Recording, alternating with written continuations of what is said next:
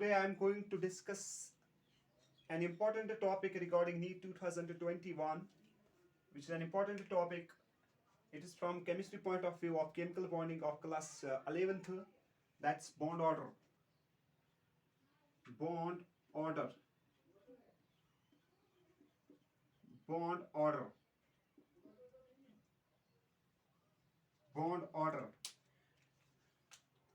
What is this bond order? Bond order is basically, it is defined as the number of shared pair of electrons between the atoms of a molecule or the number of bonds between the two atoms of a molecule. Simply it is number of shared pair of electrons, shared pair of electrons, pair of electrons between the atoms of a molecule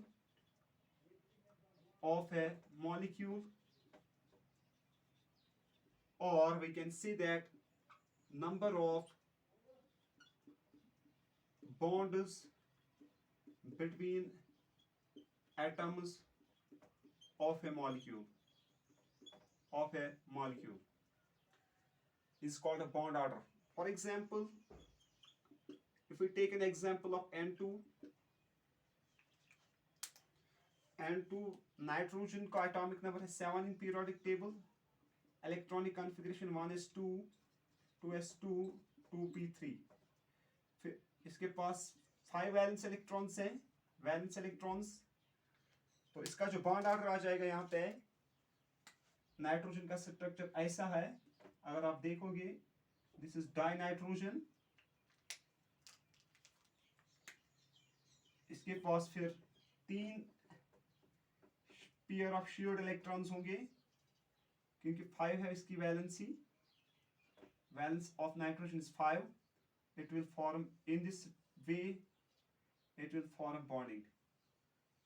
It indicates that the bond order of N2 is equal to 3. Why? Because he has paired 3 shared electrons between the two atoms, 1 2 and 3. Bond order is 3 because bond order is defined as the shared pair of electrons between the two atoms. Or if we take an example of another example, for example, if we take example of oxygen, its atomic number is 8, its electronic configuration is 1s2 2s2 2p4। इसकी जो valency है वो है 6, तो जो oxygen की valency है वो है 6। इसका जो डॉट स्ट्रक्चर आ जाएगा वो इस तरीके का आ जाएगा। ये जो 2 ऑक्सीजन एटम्स हैं, इसका डॉट स्ट्रक्चर ऐसे आ जाएगा।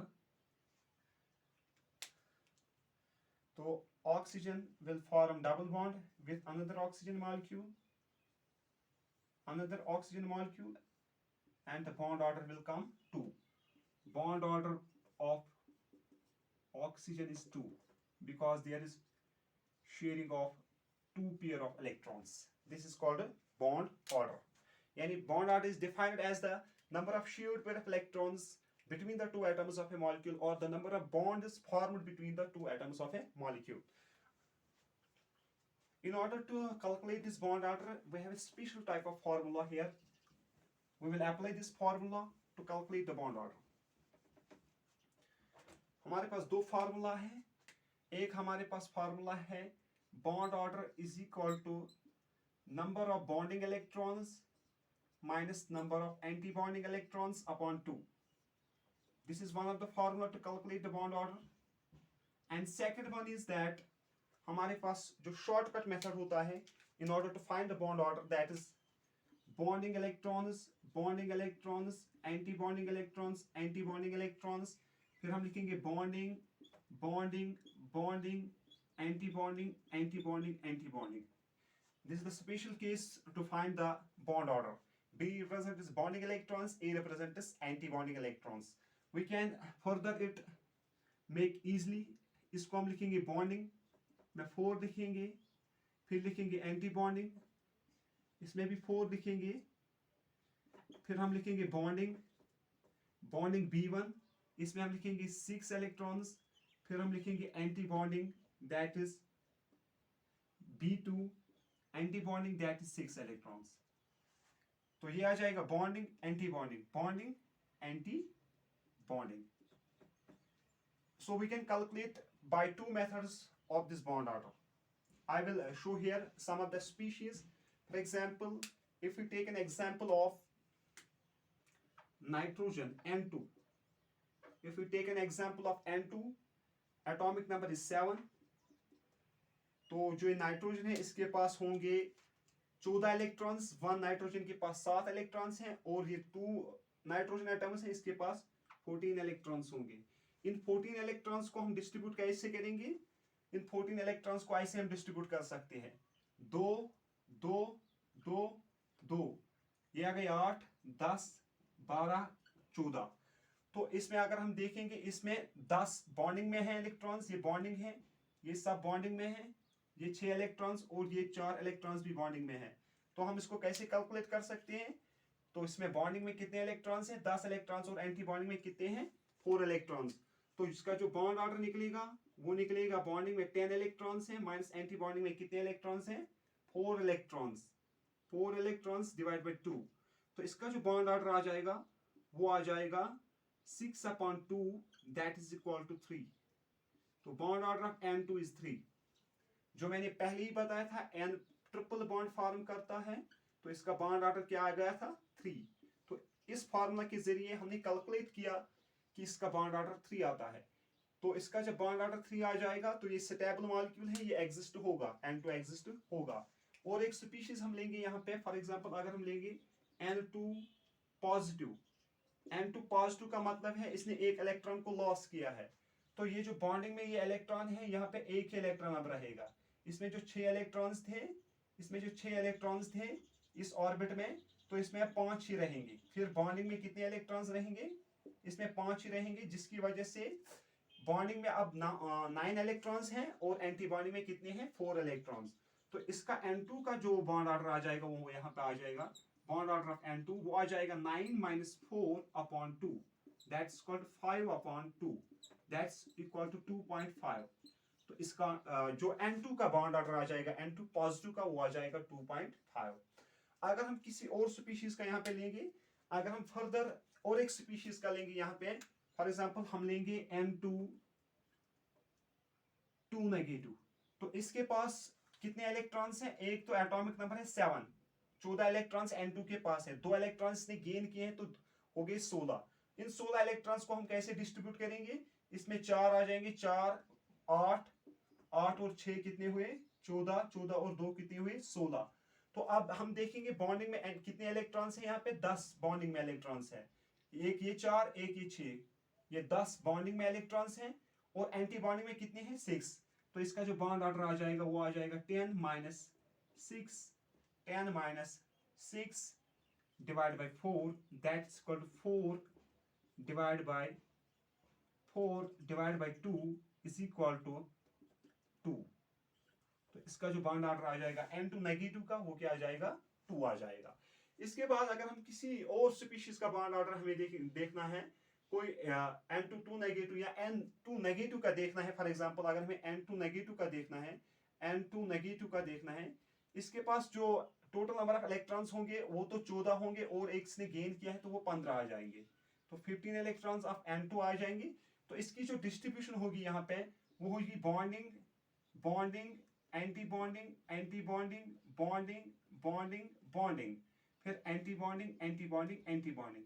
तो पहले इसमें 4 आएंगे बॉन्डिंग में, फिर एंटी बॉन्डिंग में 4 आएंगे, फिर 6 आएंगे बॉन्डिंग में, फिर कितने बचे हैं? ये आ गए 14, तो एक आ जाएगा एंटी बॉन्डिंग में। तो टोटल नंबर ऑफ इलेक्ट्रॉन्स है 15 इसके। तो इसका जो बॉन्ड ऑर्डर आ जाएगा यहाँ पे, बॉन्ड ऑर्डर ऑफ N2 जो आ जाएगा वो क्या आ जाएगा?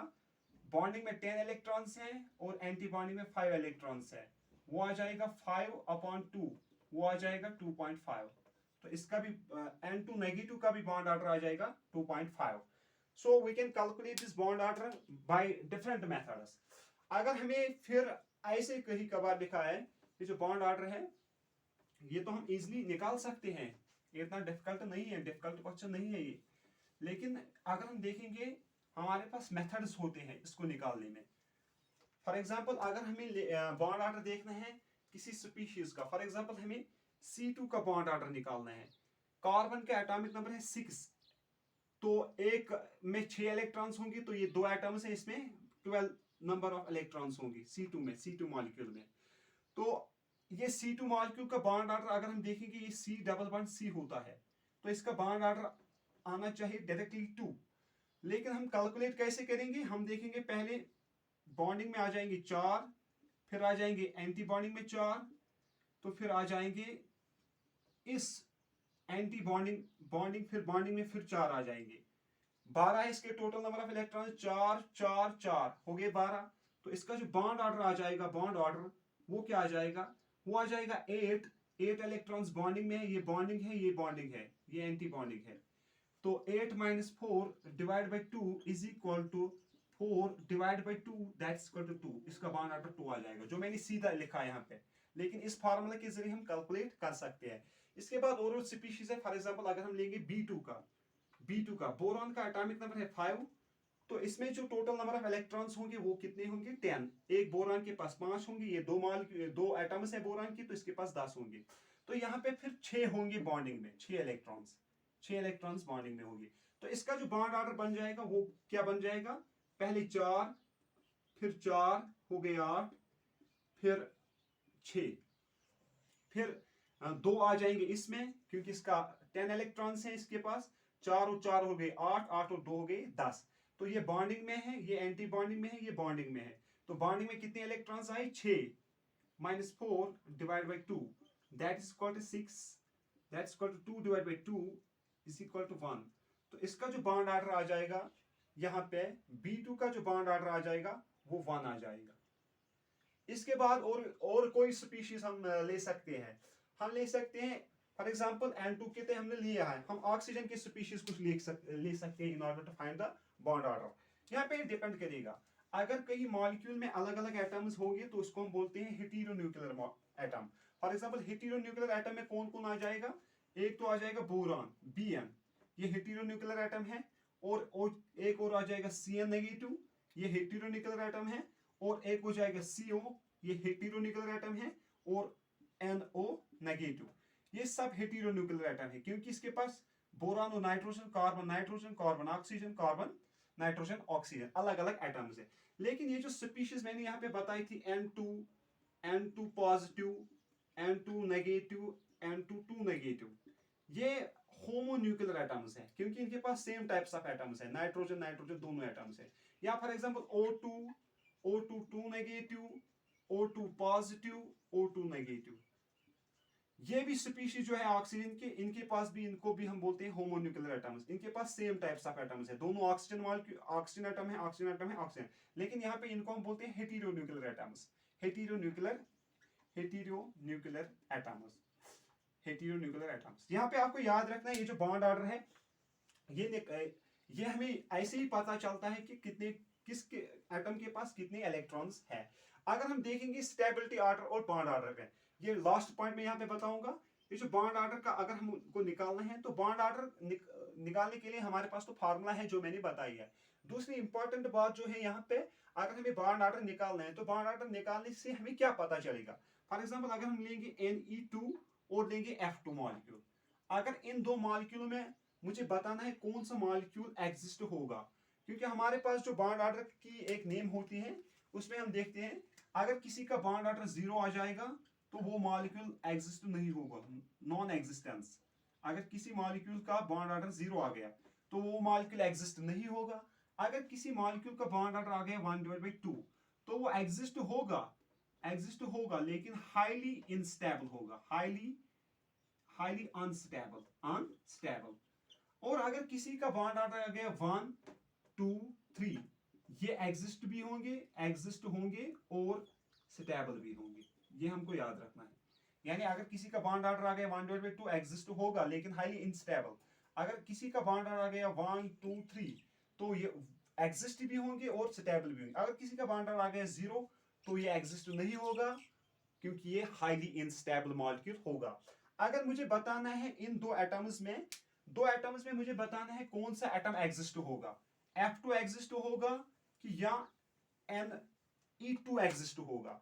अगर हम देखेंगे नियॉन का एटॉमिक नंबर है 10, यहाँ पे नियॉन का एटॉमिक नंबर 10 है, तो फ्लोरीन का एटॉमिक नंबर 9 है। अगर देखेंगे पीरियोडिक टेबल में, अगर हम देखेंगे इसके पास, तो इसके पास कितने इलेक्ट्रॉन्स होंगे, फिर 20 इलेक्ट्रॉन्स होंगे इसके पास कितने इलेक्ट्रॉन्स होंगे, 18 इलेक्ट्रॉन्स होंगे इसके पास 20 इलेक्ट्रॉन्स है, इसके पास 20 इलेक्ट्रॉन्स है।